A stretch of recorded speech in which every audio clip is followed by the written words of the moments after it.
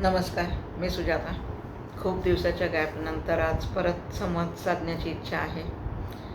खरं तर मध्यंतरीच्या काळात लोकशाहीचे जे काय दिंडवडेच म्हणायला पाहिजे म्हणा. अर्थात आज त्याच्यावर बोलायची इच्छा पण होत नाही आहे. पण जी नकारात्मकता समाजामध्ये आहे त्याच्यावर बोलण्याची इच्छाच संपली होती. कुठेतरी पॉज घ्यावा, एखादं चांगलं कार्य उपक्रमाच्या निमित्ताने परत आपल्याशी संवाद साधता यावा अशी मनोमन इच्छा होती. पण दुर्दैवाने महाराष्ट्रात अशी घटना घडलेली आहे की ज्यावर आता व्यक्त होणं खरोखरच गरजेचं झालं, म्हणून आज परत तुमच्यासमोर येते. तुम्हाला जरी असं वाटत असेल की मी आज शांतपणे बोलते आहे, तरी मनात माझ्या प्रचंड आक्रोश आहे. आणि ती घटना घडलेली जी आहे नसरापूरला 4 वर्षाच्या चिमुरडीच्या बाबतीत, ती एक मराठी म्हणून, एक महाराष्ट्रासाठी, एका राज्यासाठी, एका देशासाठी, सरकार, न्यायव्यवस्था, पोलीस, कायदा सगळ्यांसाठीच एक अतिशय लाजिरवाणी घटना आहे. 4 वर्षाच्या चिमुरडीचं आयुष्य एका नराधमाने काही क्षणात संपवलं. त्या न्यायव्यवस्थेकडे मागणी करण्यासाठी, न्यायाची मागणी करण्यासाठी आता नवले ब्रिजवर जनआक्रोश आंदोलन चालू आहे. मीही काही काळ त्याचा भाग होते. पण न्यायाची मागणी करताना मी जेव्हा तिथं बसलेली होते त्यावेळेला एक महत्त्वाचा विचार माझ्या मनात चमकून गेला की कोणाकडून मी न्यायाची अपेक्षा करते? त्या न्यायव्यवस्थेकडून ज्याने मुळातच त्या नराधमाला जामिनावर बाहेर सोडलं होतं, जो मुळात बलात्काराच्या प्रकरणामध्ये कुठेतरी आरोपी होता, त्याला जामीन देऊन तो परत हेच कृत्य बाहेर जाऊन करणार नाही कशावरून? हा साधा विचारही न्यायव्यवस्थेच्या मनात येऊ नये. कायदाच म्हणतो ना की तुम्ही प्रत्यक्ष गुन्हा केला नसला तरी अप्रत्यक्षपणे जर का तुम्ही त्या गुन्ह्याला कुठेतरी सपोर्ट केला असेल तर तुम्ही गुन्हेगार ठरता. मग माझ्या मनात पहिला विचार हाच आला की या केसमध्ये अप्रत्यक्षपणे सहभाग न्याय यंत्रणेचा सुद्धा आहे. मग या प्रकरणात न्याय यंत्रणेला आपण गुन्हेगार समजायचं का? तुम्हाला वाटतं? माझ्या मताशी सहमत असाल तर कमेंटमध्ये उत्तर द्या. या जनआक्रोशाची गरज एवढ्यासाठी आहे कारण आज जी घटना एका व्यक्तीच्या घरात घडलेली आहे, उद्या ती तुमच्या घरात उंबरा ओलांडून येईल याची गॅरंटी नाही आहे तुम्हाला. तुमचं भविष्य, मुलांचं जर का हे देशाशी जोडलेलं असतं, मग देशाचं भविष्य जिथं सुरक्षित नाही तिथं तुम्ही महासत्तेच्या गप्पा कसल्या मारता? आपल्याकडे एक बरं आहे, मराठीत एक म्हण आहे बघा, निर्लज्जम सदा सुखी. आपण नागरिकही तेवढेच निर्लज्ज आहोत जेवढ्या या सगळ्या यंत्रणा. मला लाज नाही वाटत आहे यांना असं काही बोलायला, कारण हे आहेच निर्लज्ज. म्हणजे हा प्रकार आधी माझ्या मनात येतो की किती घटना घडल्यावर तुम्हाला लाज वाटणार आहे आणि तुम्ही ते कायद्यात काहीतरी बदल करणार आहे. आत्ता जनआक्रोश बघून कुठलेही नेते, सरकार, यंत्रणा कोणी काही येऊन समोर काय बोलेल? हो, फास्ट ट्रॅकवर चालवू आणि लवकरात लवकर त्याला फाशी कशी होईल याची व्यवस्था करू. पण माझ्या दृष्टीने हा न्याय नाहीच आहे. तुम्ही याला न्याय म्हणता? चिमुरड्यांसाठी तो न्याय आहे जिथे तुम्ही त्यांना निकोप वातावरणात वाढू द्या, सुरक्षित वातावरणात ते त्यांचं बालपण घालवू शकतील. ही समाजव्यवस्था तुम्ही जेव्हा त्या मुलांना द्याल तो त्यांच्या दृष्टीने खरा न्याय आणि तो एक नागरिक म्हणून त्यांचा खरा हक्क आहे जो तुम्ही त्यांना देत नाही आहात. आणि लोकशाहीच्या कसल्या गप्पा मारता हो तुम्ही? आपण म्हणतो जगातली मोठी लोकशाही. कसली कपाळाची लोकशाही जिथे हे असे हक्क मारले जातात तिथे? काय भ्रष्ट नाही?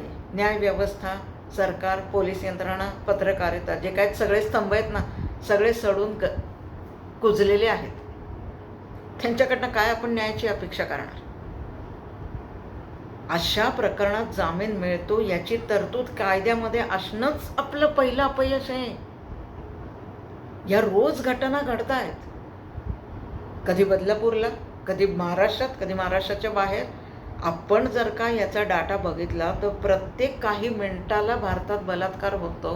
हे जेव्हा डाटा समोर येतो, हे समोर येऊन सुद्धा जर का आपले कायदे बदलले जात नसतील तर मग याला काय म्हणायचं? आणि मग या अशा व्यवस्थेकडनं तुम्हाला न्याय काय मिळणार आहे? तुम्ही त्या आईवडिलांना न्याय देऊ शकणार आहात की ज्यांना आयुष्यभर आता हे दुःख भोगायचं आहे? लाज वाटली मला एक मराठी म्हणून, एक स्त्री म्हणून, एक या देशाची नागरिक म्हणून सुद्धा. आपले पंतप्रधान नेहमी म्हणत असतात नरेंद्र मोदीजी की भारत महासत्ता होणार आहे, त्याचं स्वप्न बघतोय.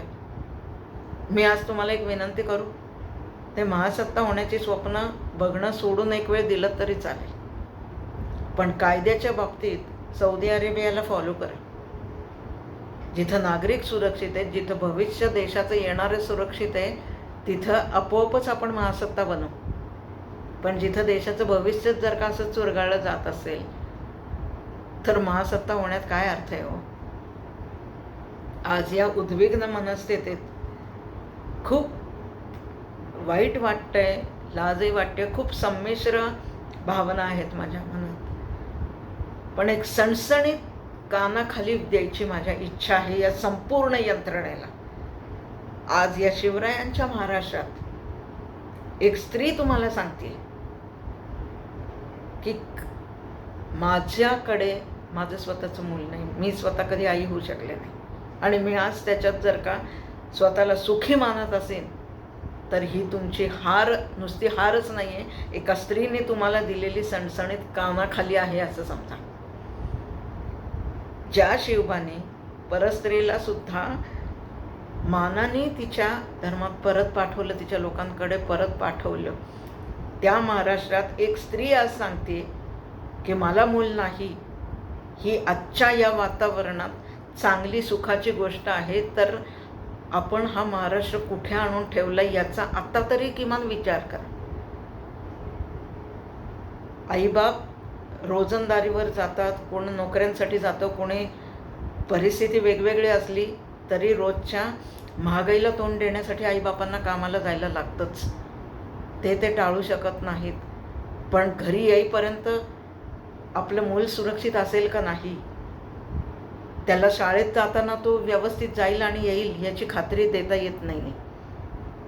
त्या रोजच्या दडपणाखाली ज्या आया जगतायत त्यांना न्याय देणार आहात तुम्ही? ही सारखा समाज व्यवस्था तुम्ही देत असाल तर कुठल्या गोष्टीबद्दल तुम्हाला अभिमान बाळगता हो तुम्ही? आणि तुम्हाला हे बदलावंसं सुद्धा वाटत नसेल तर लाज वाटते. तुम्ही षंड आहात, सगळे षंड.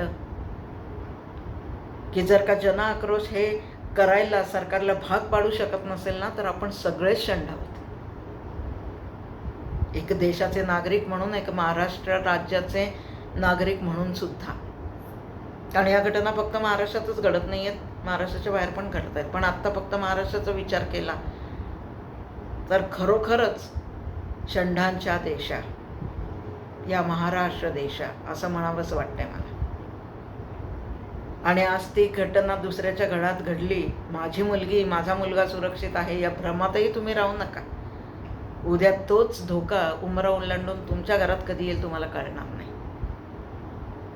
म्हणून मी त्या बाबतीत सुखी आहे की मला हे टेन्शन नाही आहे की माझं मूल सुरक्षित घरी येईल का नाही.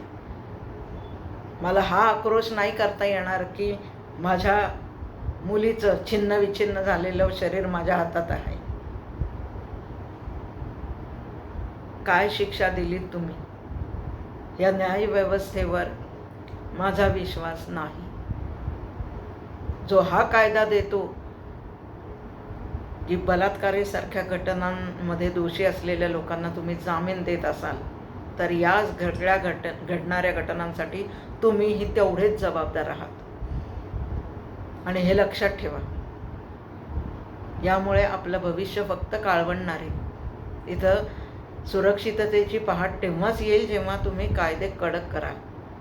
म्हणून परत एकदा आवाहन करते, महासत्ता बनण्याची स्वप्न सोडा आणि अधिक कायद्यासाठी सौदी अरेबियाला फॉलो करा. गुन्हा करायच्या आधीच इतकी दहशत पाहिजे कायद्याची की गुन्हा करणाऱ्याने सुद्धा 10 वेळेला विचार करायला पाहिजे. त्यावेळेलाच तुम्ही या चिमुरड्यांना खरा न्याय दिला असं होऊ शकतं. नाही तर परत मागच्या पानावरून पुढचं चालूच राहणार. आज ही एक चिमुरडी आहे, उद्या तुमच्या गावातली असेल, तुमच्या घरातली असेल. आणि ती नको असेल तर आत्ताच वेळीच पावलं उचला. सुरक्षित भारतासाठी सुरक्षित नागरिक असणं गरजेचं आहे. भविष्य सुरक्षित राहण्यासाठी चिमुरड्यांचं भविष्य सुरक्षित असणं गरजेचं आहे. एवढीच एक विनंती करून मी आजचा व्हिडिओ संपवते. नमस्कार.